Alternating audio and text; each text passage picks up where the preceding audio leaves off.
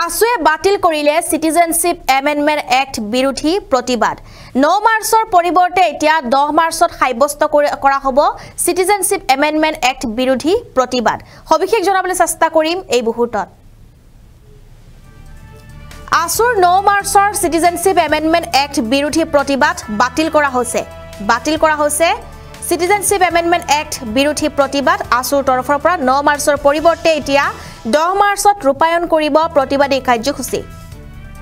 9 মাৰ্চত প্ৰধানমন্ত্ৰীয়ে উন্মোচন কৰিব লাচিত বৰফুকনৰ প্ৰতিমূৰ্তি আৰু এই কাৰ্যসূচীৰ বাবে ছাত্ৰ সংগঠনটোৱে সলনি কৰিলে প্ৰতিবাদী কাৰ্যসূচীৰ তাৰিখ দেশৰ প্ৰধানমন্ত্ৰী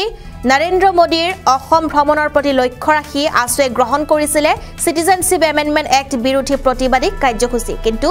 সেই দিনটোত প্ৰধানমন্ত্ৰী মোদীয়ে যোৰহাটত লাচিত বৰফুকনৰ প্ৰতিমূৰ্তি উন্মোচন কৰিব আৰু যাৰ বাবে সেই দিনটোত প্ৰতিবাদ নকৰিবলৈ টাই আহোম ছাত্ৰ সন্থা লগতে টাই আহোমৰ যুৱ পৰিষদে আসুক আহ্বান জনায় আমি জনাই আছো এই মুহূৰ্তত এটা বিশেষ খবৰ কিয়নো এবাৰ 9 মাৰ্চৰ পৰিৱৰ্তে 10 মাৰ্চত প্ৰতিবাদ কাৰ্যসূচী ৰূপায়ণ কৰা হ'ব বুলি ঘোষণা কৰা হৈছে আসুৰ তৰফৰ পৰা আসু আৰু 30 জনগোষ্ঠীয় সংগঠনে স্থগিত ৰাখিলে প্ৰতিবাদ 9 মাৰ্চৰ অনুষ্ঠিত হ'বলগীয়া সিটিজেনশিপ এমেন্ডমেন্ট এক্ট বিৰোধী প্ৰতিবাদ লাচিত বৰফুকনৰ প্ৰতিমূৰ্তি উন্মোচনৰ বাবে টাই আহোম ছাত্ৰ সন্থা লগতে টাই আহোম যুৱ পৰিষদে প্ৰতিবাদ স্থগিত ৰখাৰ আহ্বান জনাইছিল আৰু সেই আহ্বানক সঁহাৰি আসুৰ 9 মাৰ্চত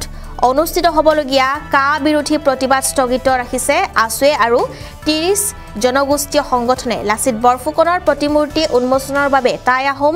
ছাত্ৰ সন্থা টাই আহোম যুৱ পৰিষদে স্থগিত ৰখাৰ আহ্বান জনাইছিল 10 মাৰ্চত সিটিজেনশিপ এমেন্ডমেন্ট এক্ট বিৰোধী প্ৰতিবাদৰ আহ্বান জনোৱা হৈছে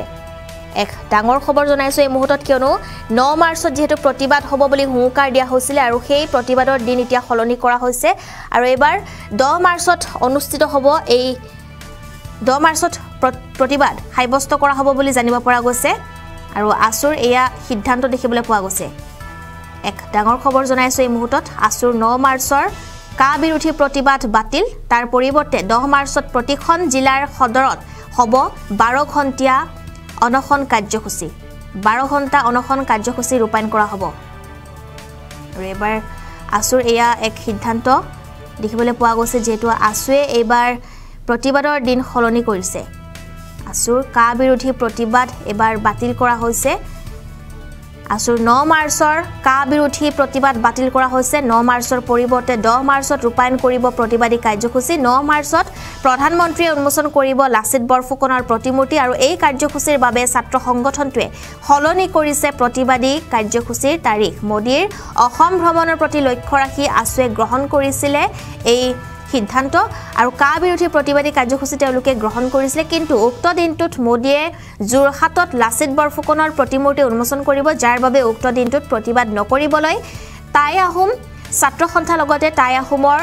যুৱ পৰিষদে আসুক আহ্বান জনাইছিল আৰু দুই ছাত্ৰ সংগঠনৰ আহ্বানৰ প্ৰতি লক্ষ্য ৰাখি আসুৱে এই সিদ্ধান্ত গ্ৰহণ কৰে ইয়াৰ পৰিৱৰ্তে 10 মাৰ্চত প্ৰতিখন জিলাৰ সদৰত 12 ঘণ্টীয়া অনশন কাৰ্যসূচী গ্ৰহণ কৰিব আসুৱে উল্লেখ যে 8 মাৰ্চত অসমলৈ আহিব দেশৰ প্ৰধানমন্ত্ৰী নৰেন্দ্ৰ মোদী 9 মাৰ্চত তেওঁ কাজিৰঙা ভ্ৰমণ কৰাৰ লগতে যোৰহাটত লাচিতৰ প্ৰতিমূৰ্তি উন্মোচন কৰিব আৰু তাৰ পাছত এক বিশাল জনসভা সম্বোধন কৰিব দেশৰ প্ৰধানমন্ত্ৰীগৰাকীয়ে